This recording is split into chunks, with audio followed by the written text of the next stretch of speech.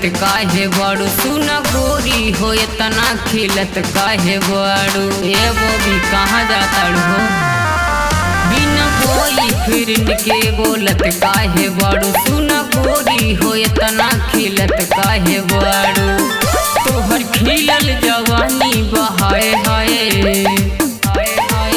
बोललक से लगावे लुकिलाई बोए करताड़ू कहीं गोरी तू इंजवाए। बोललक से लगावे लुकिलाई बोए करताड़ू कहीं गोरी तू इंजवाए।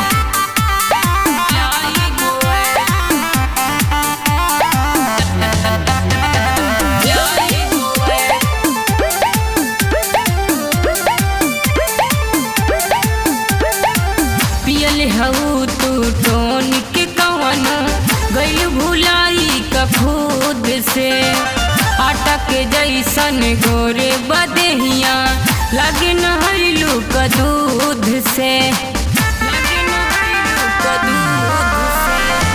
पियल हऊ तू टोन के कवन गई भुलाई का खुद से, आटा के जैसन गोरे बदेहिया लगे नहलू का दूध से।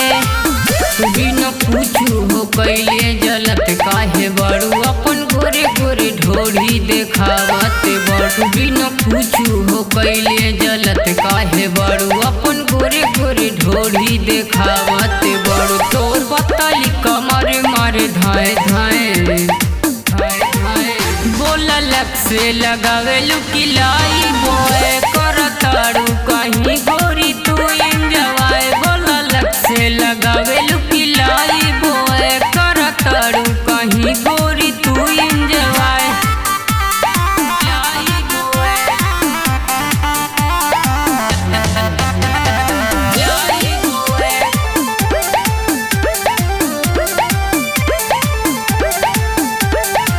दिहल बाड़े सुनर सूरतिया चेहरा लागे चांद के, कौनो कमी छोड़ले नाही भेजले बाड़े जांच के। दिहल बाड़े सुनर सूरतिया चेहरा लागे चांद के, कौनो कमी छोड़ले नाही भेजले बाड़े जांच के। तोहर अखिया शराबी भूलत काहे बा, हई नैना कटारी मिलत काहे बा। तोहर अखिया शराबी भूलत काहे बा, हई नैना कटारी मिलत काहे बा। चुन संतोष के कहतड़ू बाए बाए बोललक से लगावे लुकिलाई